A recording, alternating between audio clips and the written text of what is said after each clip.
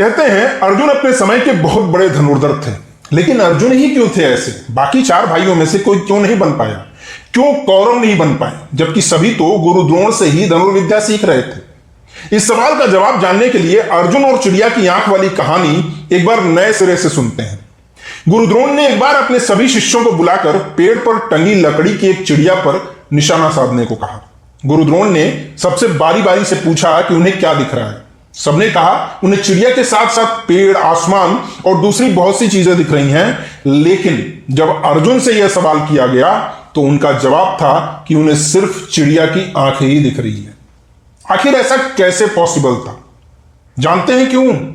क्योंकि धनुष से निशाना साधते हुए अर्जुन कुछ भी और नहीं सोचते थे। यह काम उन्हें इतना पसंद था कि वो उसमें पूरी तरह रम जाते थे। साइकोलॉजी की लैंग्वेज में कहें तो धनुष बाण चलाते हुए अर्जुन का मन जो है वो फ्लो स्टेट में पहुंच जाता था। अब आखिर ये फ्लो स्टेट होता क्या है? हंगेरियन अमेरिकन साइकोलॉजिस्ट मिहाई के अकॉर्डिंग ये मेंटल कंसंट्रेशन की ऐसी सिचुएशन है जिसमें काम पर 100% फोकस होता है।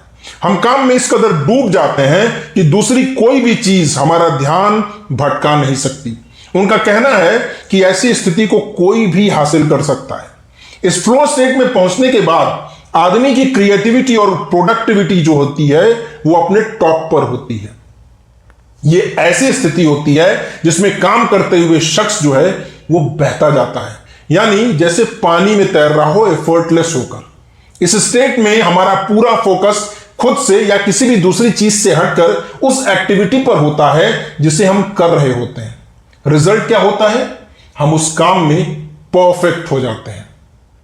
तो आखिर हमें कैसे पता चलेगा कि हमारा माइंड जो है वो फ्लो स्टेट में है? तो इसकी भी 3 निशानियां हैं। पहला, जब आप लो एफर्ट होकर कोई काम कर रहे हो और आपकी प्रोडक्टिविटी जो है वो बेहतर हो रही हो, यानी जब हमें कोई काम करने के लिए बहुत मेहनत नहीं करनी पड़ रही है। दूसरा, हाई कंसंट्रेशन, यानी कोई काम करते हुए हमारा दिमाग इधर उधर नहीं भटक रहा है। और तीसरा, हाई एंजॉयमेंट, यानी जब हम कोई काम कर रहे हो तो हमें उसमें मन लग रहा हो, हम उसे बोझ नहीं समझ रहे हो और इसे करते हुए हमें खुशी मिल रही हो। अगर ये चीजें आपके साथ हो रही हैं तो समझो आप फ्लो स्टेट में हो। हमारे दिमाग के कई हिस्से होते हैं। जनरली अलग अलग तरह की एक्टिविटी में अलग अलग हिस्से एक्टिव होते हैं। जब कोई शख्स मेंटल फ्लो स्टेट में पहुंच जाता है तो उसके दिमाग के कुछ ऐसे हिस्से भी एक्टिव हो जाते हैं जो जनरली निष्क्रिय रहते हैं। दिमाग की यही एक्स्ट्रा एक्टिविटी उस शख्स को दूसरों से अलग बनाती है और वो शख्स किसी भी काम में दूसरों से आगे रहता है। बिल्कुल अर्जुन की तरह उसका पूरा फोकस अपने गोल पर होता है और इधर उधर की चीजें उसका ध्यान नहीं भटका पाती। न्यूरोसाइकोलॉजी की रिपोर्ट बताती है जब कोई शख्स फ्लो स्टेट ऑफ माइंड में पहुंचता है तो उसकी पुतलियां जो हैं वो काफी सिकुड़ जाती हैं, यानी उस समय उसकी आंखें कम चीजें ही देख रही होती हैं, लेकिन आंख जो कुछ भी देख रही होती है माइंड उस पर पूरा फोकस रखता है।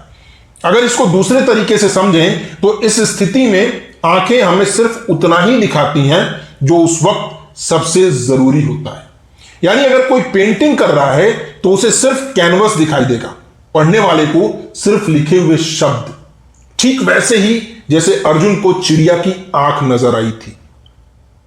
अब इतना सुनने के बाद आप जरूर सोच रहे होंगे कि फ्लो स्टेट ऑफ माइंड कोई ऐसी चीज है जिसे अर्जुन जैसे बड़े बड़े साधक ही हासिल कर सकते हैं, लेकिन हकीकत में ऐसा बिल्कुल नहीं है।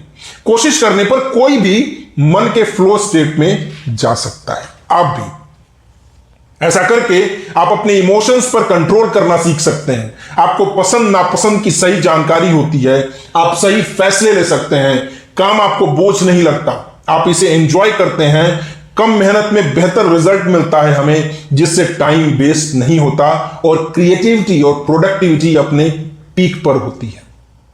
नो डाउट फायदे तो बहुत हैं, लेकिन इस फ्लो स्टेट ऑफ माइंड तक पहुंचा कैसे जाए, यह बहुत बड़ा सवाल है। तो चलिए इसे भी जान लेते हैं। पहला, आपको अपना गोल डिसाइड करना होगा कि फ्लो स्टेट में आप क्या हासिल करना चाहते हैं। दूसरा, आपको डिस्ट्रैक्शन यानी ध्यान भटकाने वाली चीजों को खुद से दूर रखना होगा और हमारे लाइफ का सबसे बड़ा डिस्ट्रैक्शन आज के डेट में है हमारा मोबाइल। सो जितना हो सके इससे दूर रहें। तीसरा, अपने गोल को पूरा करने के लिए खुद को चैलेंजेस देना शुरू करें और हमेशा पॉजिटिव रिजल्ट के बारे में सोचें। चौथा, दिन के कम से कम 10 मिनट किसी ऐसी जगह शांत होकर बैठें जहां कोई फिजिकल डिस्ट्रैक्शन ना हो और अपनी सांसों पर फोकस करें। पांचवा, शांत मन से माइंडफुल होकर काम करें, यानी काम को एंजॉय करें। इसे अपने ड्रीम्स से रिलेट करके देखें। उम्मीद करता हूं ये सारे पॉइंट्स आपके बहुत काम आने वाले हैं। लाइफ में इसे इंप्लीमेंट करने की जरूरत है। बिलीव मी, कुछ ही दिनों में मिरेकुलस रिजल्ट्स मिलने लगेंगे। इस वीडियो से अगर कुछ भी सीखने को मिला है दोस्तों, तो कमेंट करके अपनी लर्निंग जरूर शेयर करें। और हां, जाने से पहले प्लीज चैनल को सब्सक्राइब करना ना भूलें। आपके इस छोटे से एक्ट से हमें भी मोटिवेशन मिलता है। तो मिलते हैं अगली वीडियो में।